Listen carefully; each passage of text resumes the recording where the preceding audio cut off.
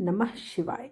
जीवन अमृत में आप सबका हार्दिक अभिनंदन है, जहां हम आपको सनातन धर्म की पावन कथाओं, व्रतों और पर्वों का दिव्य महत्व बताते हैं, ताकि आपके जीवन में सुख, शांति और समृद्धि का वास हो। आज हम लेकर आए हैं फाल्गुन मास महात्म कथा अध्याय 9, जिसका श्रवण करने से मनुष्य के सभी पाप नष्ट हो जाते हैं और भगवान विष्णु तथा श्री हरि की विशेष कृपा प्राप्त होती है। फाल्गुन मास को धर्म, भक्ति और प्रेम का महीना कहा गया है। इस पवित्र समय में किए गए जप, तप, दान और स्नान का फल कई गुना बढ़ जाता है। अध्याय 9 का महत्व हमें सिखाता है कि सच्चे मन से भगवान का स्मरण और उनके व्रत, उपवास करने से जीवन के सभी कष्ट दूर हो जाते हैं। जो श्रद्धा और विश्वास के साथ इस कथा को सुनता है या पढ़ता है, उसके घर में खुशहाली आती है, नकारात्मक शक्तियाँ दूर हो जाती हैं। तो आइए श्रद्धा और भक्ति के साथ सुनते हैं फाल्गुन मास महात्म कथा अध्याय 10। परंतु सबसे पहले हम सुनेंगे सीता नितनेम की कथा, फिर फाल्गुन मास का 10वां अध्याय, फिर हम रसपान करेंगे नारायण कवच का और समापन शिव चालीसा और आरती के साथ करेंगे। तो एक बार भगवान विष्णु को हृदय साथ करते हुए दिल से कमेंट बॉक्स में हरे कृष्ण अवश्य लिखें। एक दिन प्रभु श्री राम भगवान को किसी काम के लिए बाहर जाना पड़ गया, तो सीता माता कहने लगी कि भगवान, मेरा तो 12 वर्ष का नित्य नेम है, अर्थात नित्य नियम है। अब आप बाहर जाएंगे तो मैं अपनी कहानी किसे सुनाऊंगी। श्री राम ने कहा कि तुम कुएं की पाल पर जाकर बैठ जाना और वहां जो औरतें पानी भरने आएंगी उन्हें अपनी कहानी सुना देना। सीता माता कुएं की पाल पर जाकर बैठ जाती है। एक स्त्री आई, उसने रेशम की जरी की साड़ी पहन रखी थी और सोने का घड़ा ले रखा था। सीता माता उसे देख के कहती है कि बहन, मेरा 12 वर्ष का नितनेम सुन लो। पर वह स्त्री बोली कि मैं तुम्हारा नितनेम सुनूंगी तो मुझे घर जाने में देर हो जाएगी और मेरी साथ फिर मुझसे लड़ाई करेगी। उसने कहानी नहीं सुनी और चली गई। उसकी रेशम की जरी साड़ी फट गई, सोने का घड़ा मिट्टी में बदल गया। सास ने पूछा, तो ये क्या है और किस दोस्त को अपने सिर लेकर आई है? बहू ने कहा कि मैं कुएं पर एक औरत बैठी थी, उसने कहानी सुनने के लिए कहा, लेकिन मैंने सुनी नहीं, जिसका फल यह मिला। बहू की बात सुनकर अगले दिन वही साड़ी और घड़ा लेकर सास कुएं की पाल पर गई। सास को वही माता सीता बैठी मिली, तो माता सीता ने कहा कि बहन, मेरी कहानी सुन लीजिए। सास बोली, तू एक बार छोड़, मैं तो 4 बार कहानी सुनूंगी।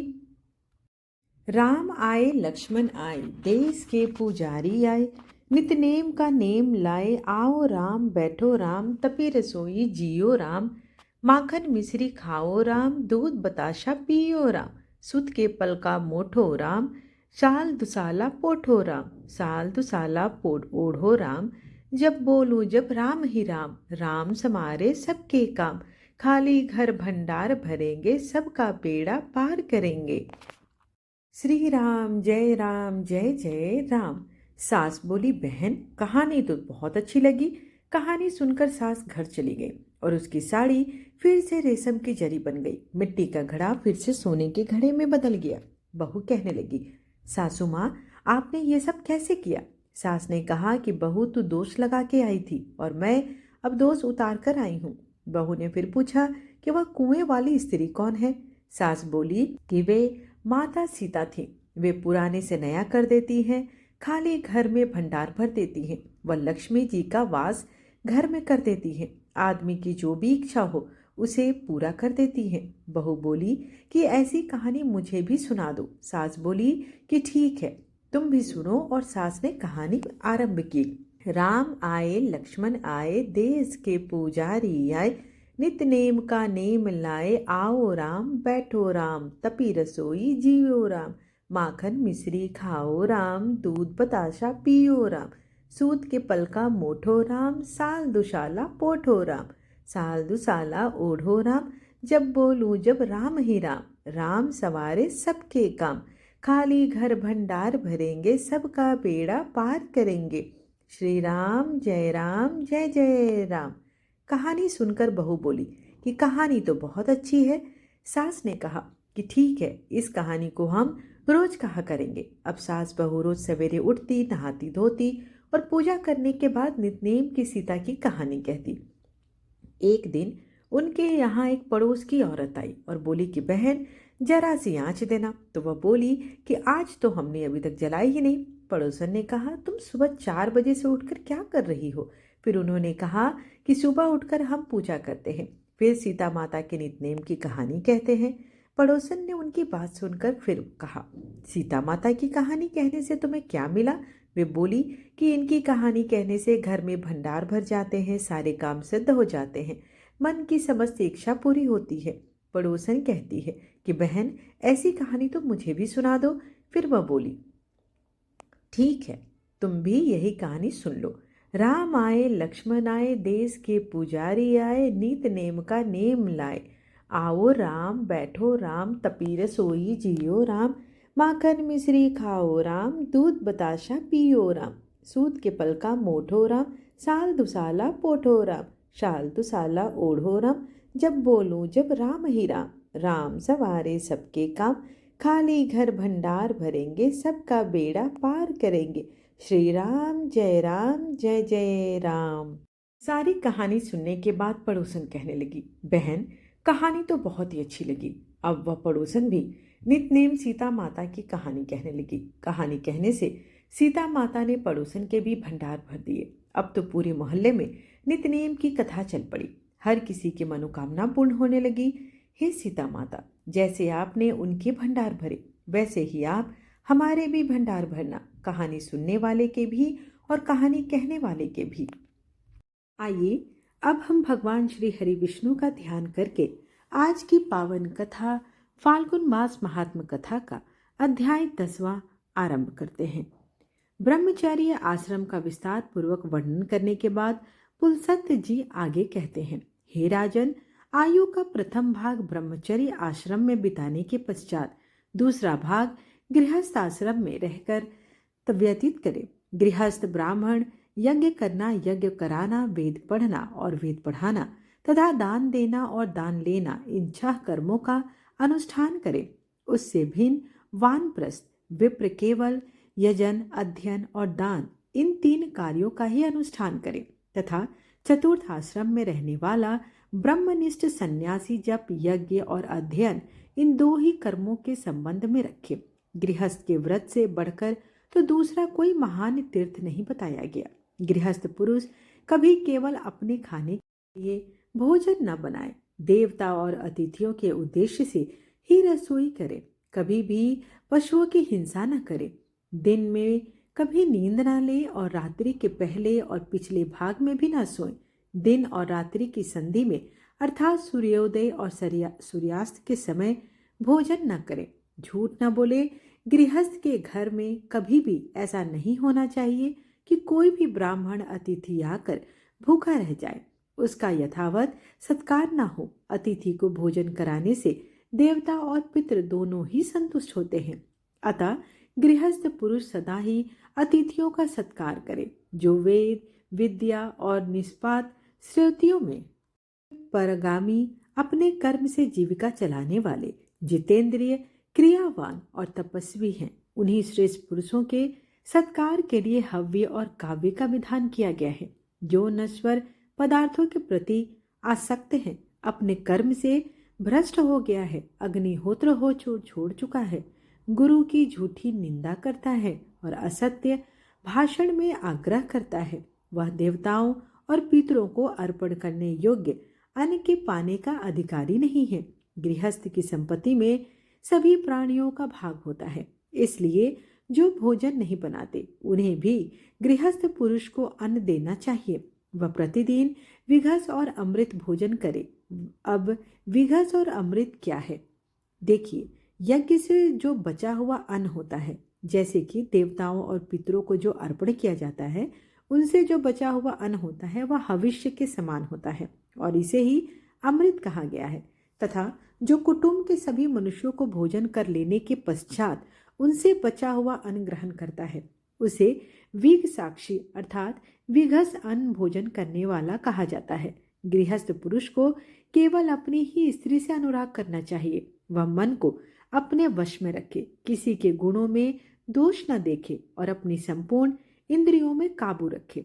ऋत्विक, पुरोहित, आचार्य, मामा, अतिथि, शरणागत, वृद्ध बालक और रोगी, वैद्य, कुटुंबी, संबंधी, बांधव, माता पिता, दामाद, भाई, पुत्र, स्त्री, बेटी तथा दास दासियों के साथ विवाद नहीं करना चाहिए। जो इनसे विवाद नहीं करता वह सब प्रकार के पापों से मुक्त हो जाता है। जो अनुकूल बर्ताव के द्वारा इन्हें अपने वश में कर लेता है वह पूर्ण लोकों पर विजय पा जाता है। इसमें तनिक भी संदेह नहीं है। आचार्य हालोक का स्वामी है, पिता प्रजापति लोक का प्रभु है, अतिथि संपूर्ण लोकों का ईश्वर है, ऋत्विक वेदों के अधीन और प्रभु होता है, दामाद अप्सराओं के लोक का अधिपति है, कुटुंबी विश्व देव संबंधी लोकों के अधिष्ठाता है, संबंधी और बांधव दिशाओं के तथा माता और मामा भूलोक के स्वामी है, वृद्ध बालक और रोगी मनुष्य आकाश के प्रभु हैं, पुरोहित ऋषि लोक के और शरणागत साध्य लोकों के अधिपति हैं, वैद्य अश्विनी कुमार के लोक का तथा भाई व लोक का स्वामी है, पत्नी वायु लोक की ईश्वरी है तथा कन्या अप्सराओं के घर की स्वामिनी है, बड़ा भाई पिता के समान होता है, पत्नी और पुत्र अपने ही शरीर है, दास व दासियां परछाइयों के समान है तथा कन्या अत्यंत दीन और दया के योग्य मानी गई है।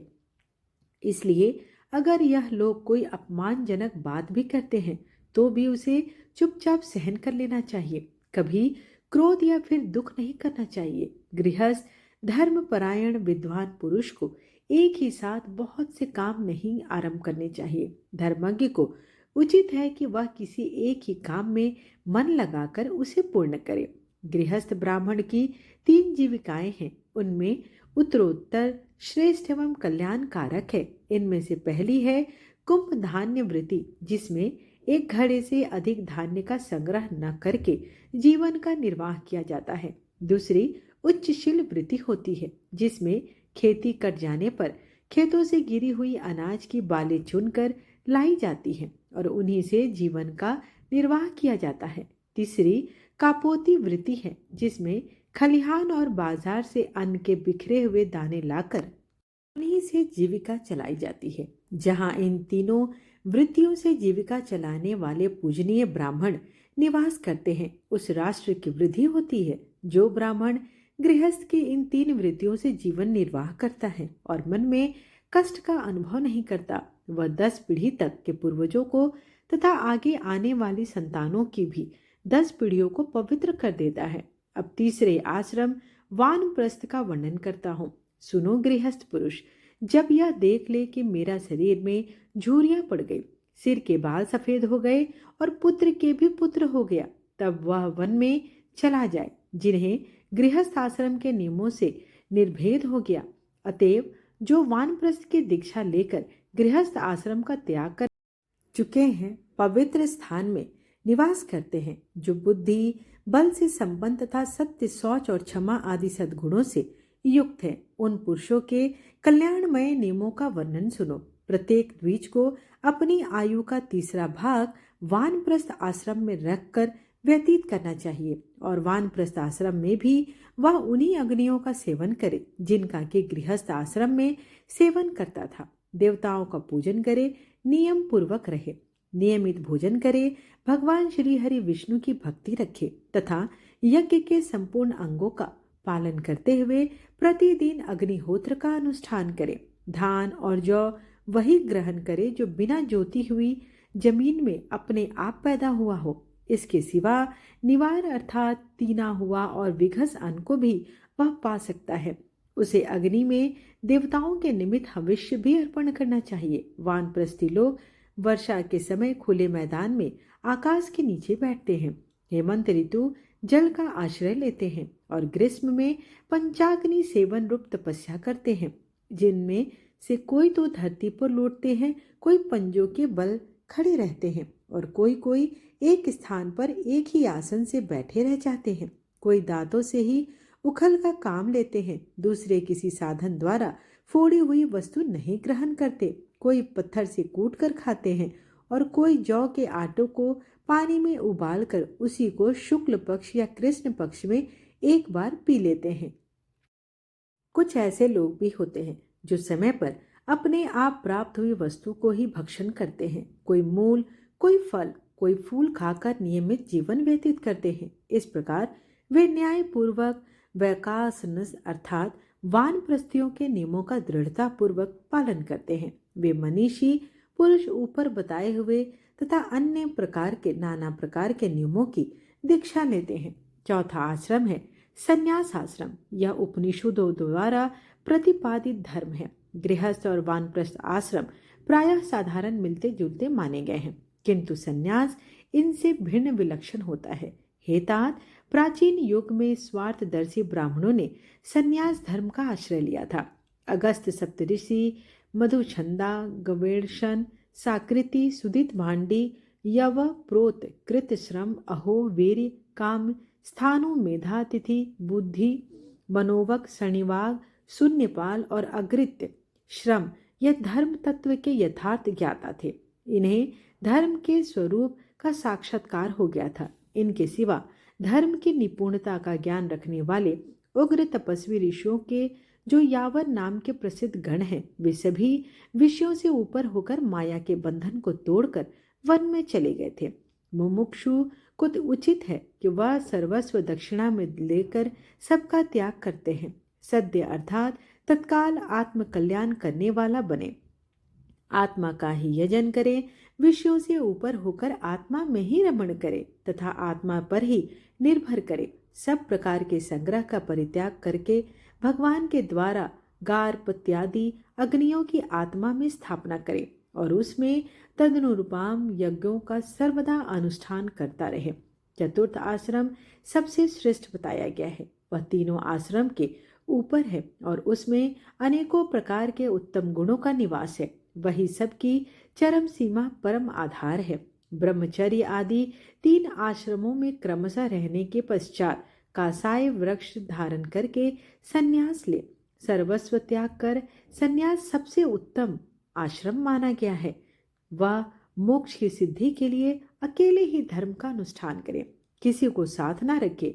जो ज्ञानवान पुरुष केवल अकेला विचरता है, वह सबका त्याग कर देता है, उसे स्वयं कोई हानि नहीं उठानी पड़ती। सन्यासी अग्निहोत्र के लिए अग्नि का चयन न करे, अपने रहने के लिए कोई घर न बनावे, केवल भिक्षा लेने के लिए ही गांव में प्रवेश करे, कल के लिए किसी वस्तु का संग्रह न करे, मौन होकर शुद्ध भाव से रहे तथा थोड़ा और नियमित भोजन करे। प्रतिदिन एक ही बार भोजन करे। भोजन करने और पानी पीने के लिए कपाल अर्थात काठ या नारियल की नरेली जो होती है खपड़ी, उसमें विशेष प्रकार से खाना खाए। वृक्ष की जड़ में निवास करना, मलिन वस्त्र धारण करना, अकेले रहना तथा सब प्राणियों की ओर से उदासीनता रखना, यह भिक्षु अर्थात सन्यासी के लक्षण है। जिस पुरुष के भीतर सबकी बातें समा जाती है, जो सबकी बातें सह लेता है, जिसके पास से कोई बात लौटकर पुनः वक्ता के पास नहीं जाती, जो कटु वचन कहने वालों को भी धिक्कार देता है, कभी उत्तर नहीं देता, वही सन्यास आश्रम में रहने का अधिकारी है। कभी किसी के निंदा को ना करे, ना ही सुने। विशेषता ब्राह्मणों की निंदा तो किसी तरह ना करे। ब्राह्मण का जो भी शुभ कार्य में हो उसी की सदा चर्चा करनी चाहिए। जो उसके लिए निंदा की बात हो उसके विषय में मौन रहना चाहिए।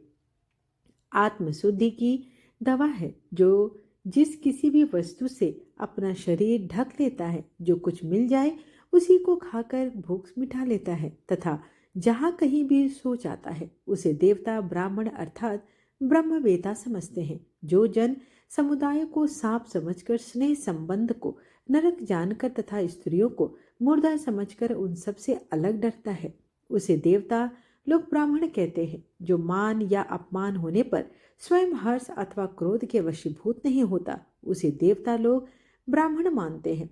जो जीवन और मरण आदि अभिनंदन न करने पर भी सदा काल की प्रतीक्षा करता रहता है, उसे देवता ब्राह्मण कहते हैं। जिसका चित्त राग द्वेष आदि के वशीभूत नहीं होता, जो इंद्रियों को वश में रखता है तथा जिसकी बुद्धि भी दूषित नहीं होती, वह मनुष्य सब पापों से मुक्त हो जाता है, जो संपूर्ण प्राणियों से निर्भय है तथा समस्त प्राणी जिसे भय नहीं मानते, उस देहाभिमान से मुक्त पुरुष को कहीं भी भय नहीं होता।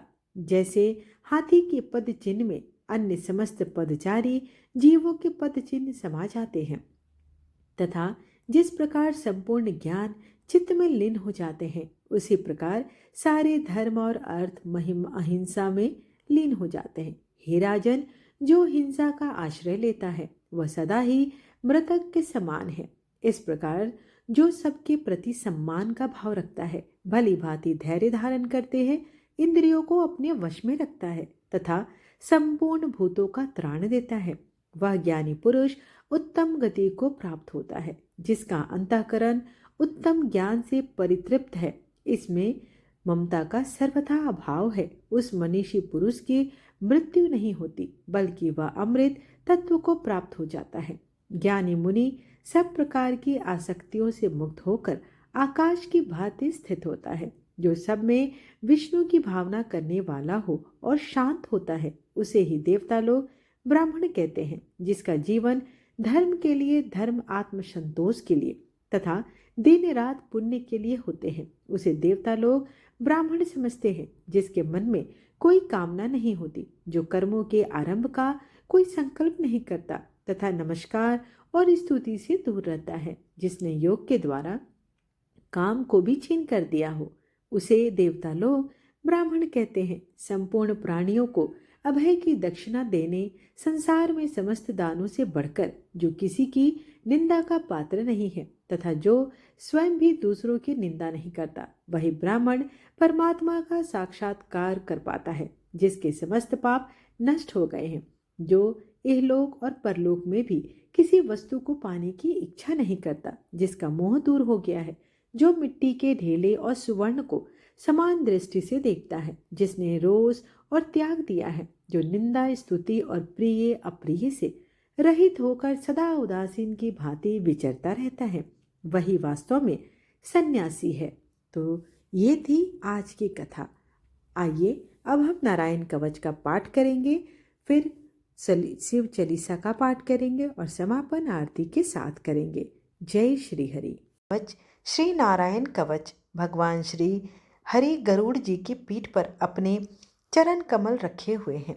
अणिमा आदि 8 सिद्धियां उनकी सेवा कर रही हैं और 8 हाथों में शंख, चक्र, ढाल, तलवार, गदा, बाण, धनुष और पाश अर्थात फंदा धारण किए हुए हैं। वे ही ओमकार स्वरूप प्रभु सब प्रकार से, सब ओर से मेरी रक्षा करे। मत्स्य मूर्ति भगवान जल के भीतर जल तंतुओं से और वरुण के पास से मेरी रक्षा करे। माया से ब्रह्मचारी रूप धारण करने वाले वामन भगवान स्थल पर और विश्व रूप श्री त्रिविक्रम भगवान आकाश में मेरी रक्षा करे। जिनके घोर अट्टहास करने पर सब दिशाएं गूंज उठी थी और दैत्य पत्नियों के गर्भ गिर गए थे, वे दैत्य युद्ध पतियों के शत्रु भगवान नृसिंह किले, जंगल, रणभूमि आदि विकट स्थानों में मेरी रक्षा करे। अपनी दाढ़ पर पृथ्वी को उठा लेने वाले यज्ञ मूर्ति वाराह भगवान मार्ग में राम जी पर्वतों के शिखरों पर और लक्ष्मण जी के सहित भरत के बड़े भाई भगवान रामचंद्र प्रवास के समय मेरी रक्षा करे। भगवान नारायण मारण, मोहन आदि भयंकर अभिचार और सब प्रकार के प्रमाद से मेरी रक्षा करे। ऋषि श्रेष्ठ नरक गर्भ से योगेश्वर भगवान दत्तात्रेय योग के विघ्नों से और त्रिगुण रूप भगवान कपिल कर्म बंधन से मेरी रक्षा करे। परम ऋषि संत कुमार कामदेव से गिर भगवान मार्ग में चलते समय देव मूर्तियों को नमस्कार आदि ना करने के अपराध से और देव ऋषि नारद सेवा अपराधों से और भगवान कश्यप सब प्रकार के नरकों से मेरी रक्षा करे। भगवान धन्वंतरी कुपत से, जितेंद्र भगवान ऋषभ देव सुख दुख आदि भय दायक द्वंद्व से, यज्ञ भगवान लोका उपवाद से, बलराम जी मनुष्य कृत कष्टों से और श्री शेष जी क्रोधवश नामक सर्पों के गणों से मेरी रक्षा करे। भगवान श्री कृष्ण द्वैपायन व्यास जी अज्ञान से तथा बुद्ध देव पाखंड हो से और प्रमाद से मेरी रक्षा करे। धर्म रक्षा करने वाले महान अवतार धारण करने वाले भगवान कल्कि पाप बहुल कलिकाल के दोषों से मेरी रक्षा करें। प्रातःकाल भगवान केशव अपनी गदा लेकर, कुछ दिन चढ़ जाने पर भगवान गोविंद अपनी बांसुरी लेकर, और दोपहर के पहले भगवान नारायण अपनी तीक्ष्ण शक्ति लेकर, और दोपहर को भगवान विष्णु चक्र राज सुदर्शन लेकर मेरी रक्षा करें।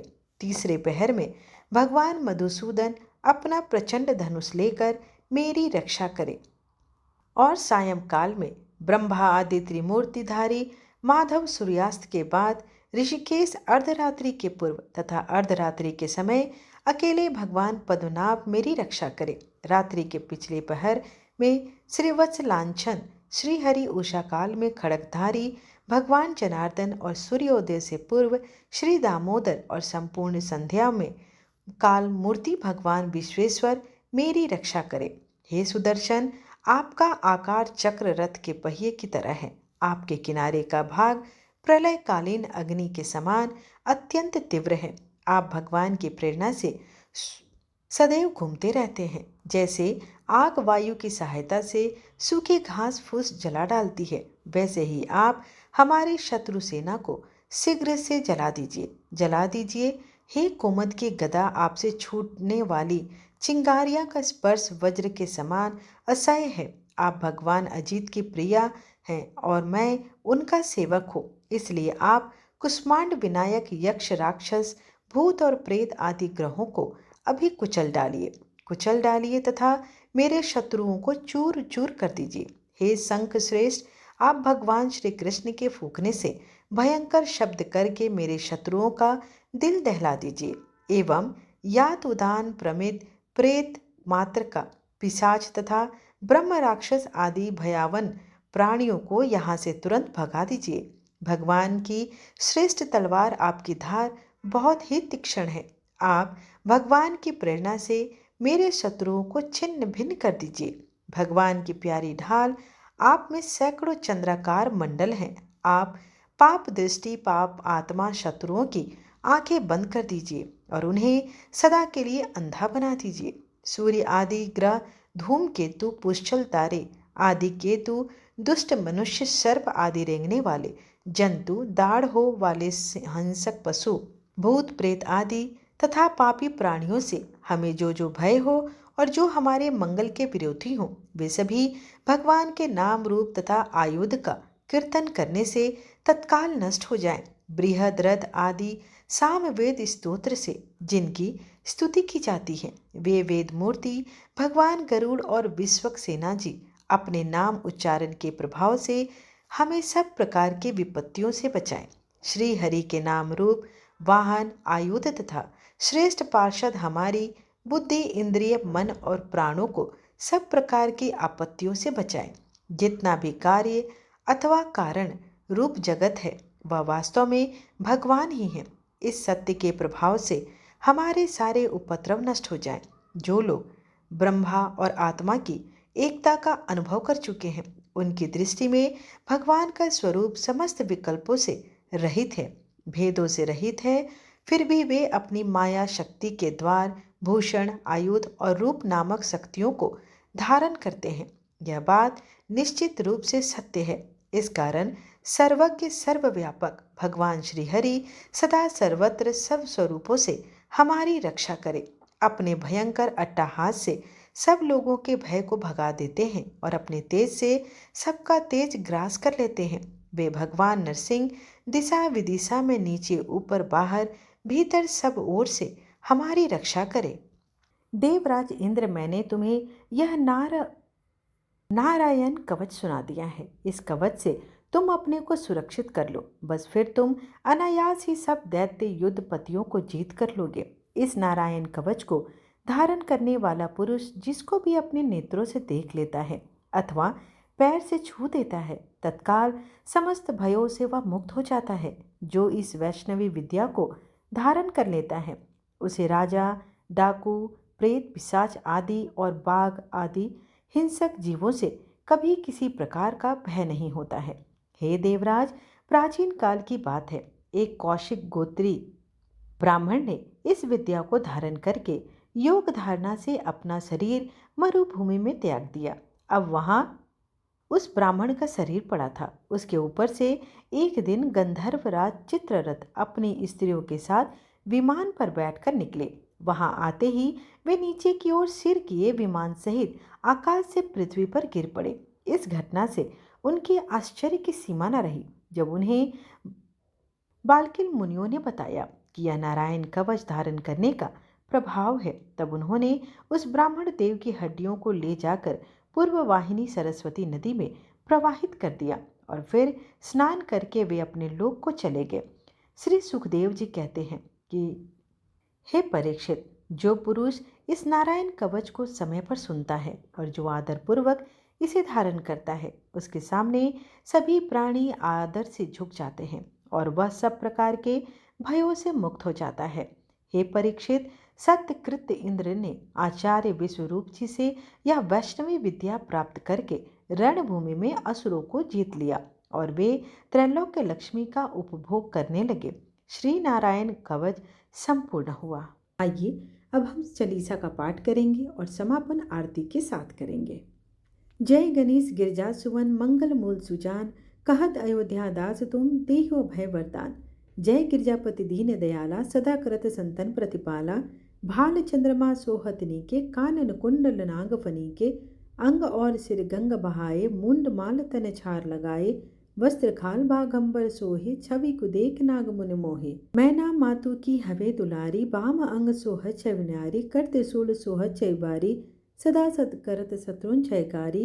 नंदी गणेश सोहे तम कैसे, सागर मध्य कमल है जैसे।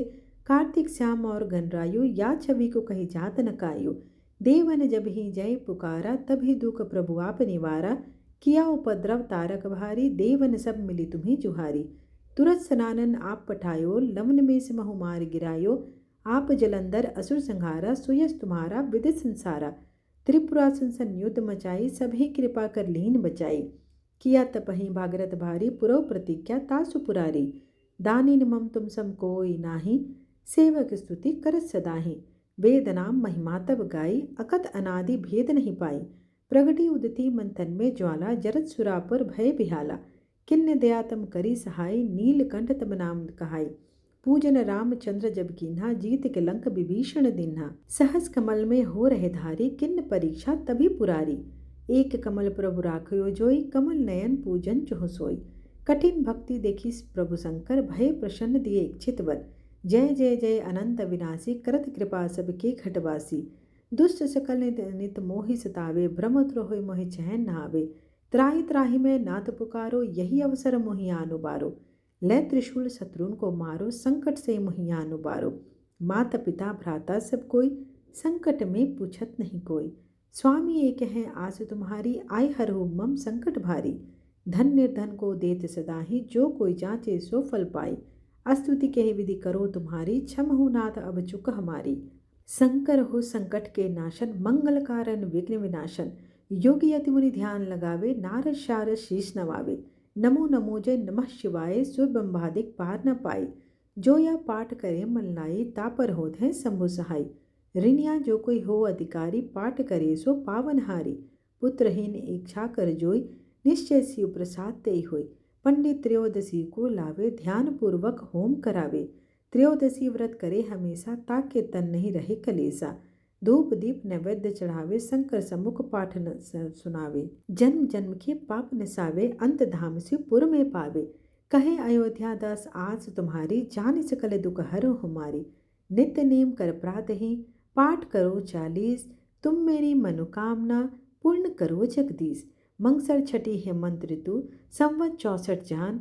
स्थिति चलीसा सी वही, पूर्ण कीन कल्याण। जय शिव ओंकारा, ओम जय शिव ओंकारा।